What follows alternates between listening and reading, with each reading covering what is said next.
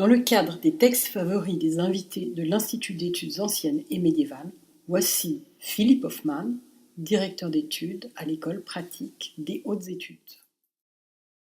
Je vais vous lire un texte qui est extrait du Phèdre de Platon dans la traduction du grand helléniste Léon Robin. Le Phèdre est un dialogue qui traite à la fois de l'amour et de la rhétorique, mais ce n'est pas de cela que je voudrais parler. Je voudrais évoquer un des textes les plus poétiques de ce dialogue, qui est l'évocation par Socrate, dans son dialogue avec Phèdre, du paysage animé de présence divine, qui est comme une matrice de toute une tradition poétique de description du locus amoenus, du lieu agréable, du lieu plein de charme et de délices.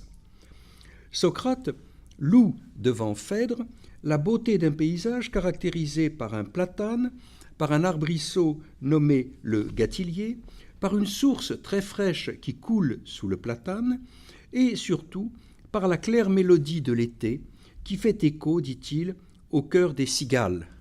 Il loue également la douceur du gazon qui permet de s'étendre, d'avoir la tête parfaitement à l'aise.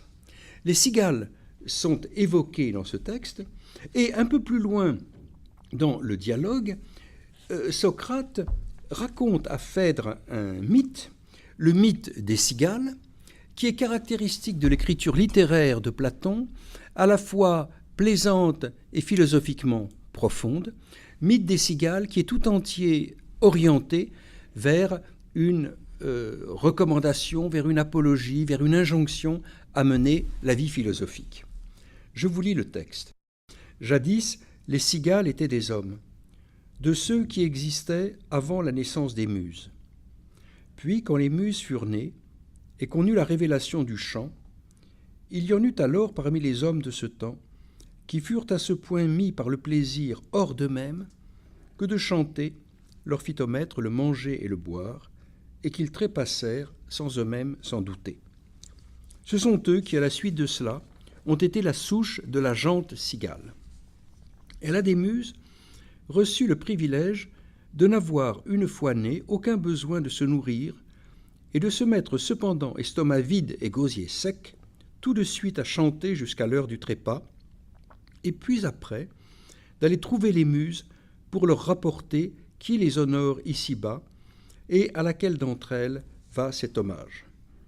Ainsi, à Terpsichore, c'est sur les hommes qui l'ont honoré dans les chœurs de danse que les cigales font leur rapport, lui inspirant pour eux de la prédilection.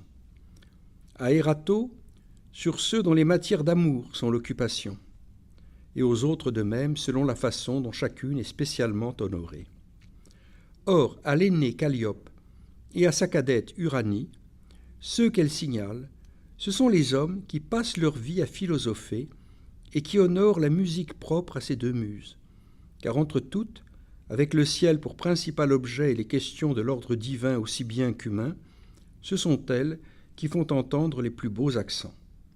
Nous avons donc, tu vois, dit Socrate à Phèdre, 1000 raisons de parler et de ne pas nous endormir à l'heure de midi. Ce texte remarquable me semble tout d'abord illustrer l'écriture de Platon, qui est indissolublement un écrivain peut-être le plus grand prosateur grec et un philosophe. Il y a une interpénétration du littéraire et du philosophique qui est tout à fait caractéristique. D'autre part, le ton du texte représente ce mélange de légèreté et de sérieux. Il y a comme un sourire chez Platon lorsqu'il écrit le mythe des cigales, qui doit être pris à la légère et qui en même temps est profond, tout à fait caractéristique aussi de ce mélange de sourire et de sérieux, de plaisant et de grave qui caractérise le personnage même de Socrate. Ce texte, par ailleurs, a fondamentalement deux intérêts. Tout d'abord, c'est une illustration, un véritable éloge du paysage et du climat de l'Attique.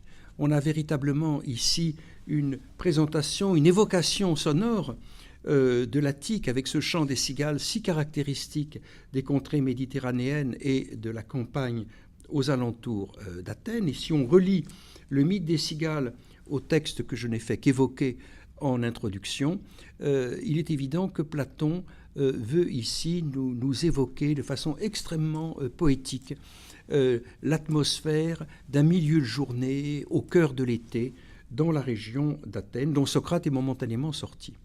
D'autre part, et je terminerai là-dessus, ce texte a une signification très, très sérieuse, puisqu'il est véritablement une injonction à mener la vie philosophique. Socrate et Phèdre, qui vont philosopher sur les questions sérieuses de l'amour, du logos, de la persuasion, etc. Socrate et Phèdre se placent en quelque sorte sous le regard des muses Calliope et Uranie, et le texte comporte subtilement des définitions très précises de la philosophie.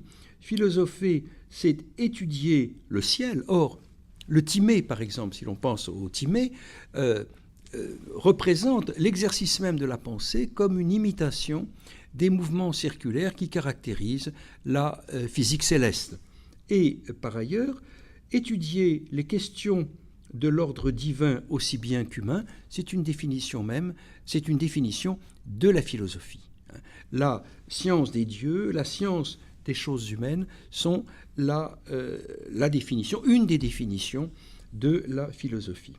Pour conclure, donc, je dirais que le mythe des cigales, par le charme littéraire qui a pour fonction de persuader, de plaire, de délectarer l'auditeur, agit d'une manière extrêmement efficace, d'une manière extrêmement profonde, comme une injonction à philosopher, et réalise ainsi la liaison de la beauté littéraire et de la profondeur philosophique si caractéristique de l'œuvre de Platon.